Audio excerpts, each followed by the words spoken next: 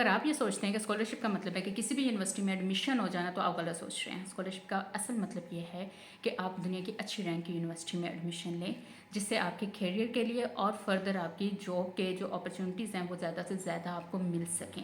तो इसके लिए अच्छी यूनिवर्सिटी का जो इंतखाब है वो आपके करियर के लिए बहुत ज़्यादा मजबूत स्टेप के तौर पे साबित होता है। तो अगर आप चाइना में स्कॉलरशिप के लिए देख रहे हैं तो आपके लिए बेस्ट जो है अपॉर्चुनिटी है वो ये है कि आप चाइना की अच्छी जो बेस्ट यूनिवर्सिटीज़ हैं, जिसमें बीजिंग आ जाता है, चेंगचू आ जाता है, शंघाई आ जाता है, क्वांगचो आ जाता है, शनचन आ जाता है, ये वाली सिटीज़ की जो है टॉप रैंक यूनिवर्सिटीज़ की एक लिस्ट बनाएं।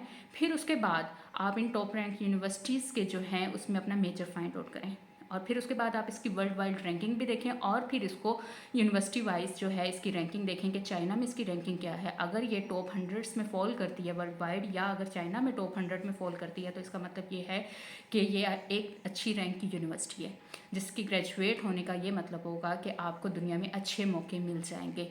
अगर आपने अच्छी रैंक की यूनिवर्सिटी में एडमिशन नहीं लिया, या आपको कोई भी एजेंट के थ्रू या आप खुद अप्लाई कर रहे हैं, तो उसकी जो रैंकिंग है 200, 300, 400 की रैंक में आता है, तो इससे क्या होगा, आपका सिर्फ और सिर्फ टाइम वेस्ट होगा। और अगर आप मेडिकल की फील्ड से हैं जिसमें आपके लिए लैब बहुत ज़्यादा ज़रूरी है, तो इसका ये आपको बेनिफिट ज़रा भी नहीं होगा। आपको अच्छी लैब्स में मिलेंगी नहीं मिलेंगी, और जो प्रोफेसर्स हैं वो भी आपको कोऑपरेट इतना अच्छे से नहीं करेंगे। तो इस वजह से आप सबसे पहले जो है यूनिवर्सिटीज़ की जो लिस्ट बनाएं, उसके बाद उस यूनिवर्सिटीज़ में अपना जो मेजर फाइंड आउट करें।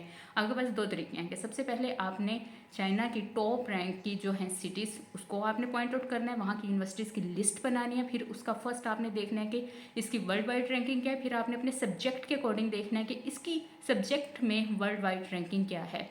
ये आपके करियर को बहुत ही एक बूस्ट देता है। तो इस वजह से स्कॉलरशिप हासिल करने का जो सबसे पहला स्टेप है ना, वो यही है कि आप यूनिवर्सिटी का सोच समझ कर इंतखाब करें।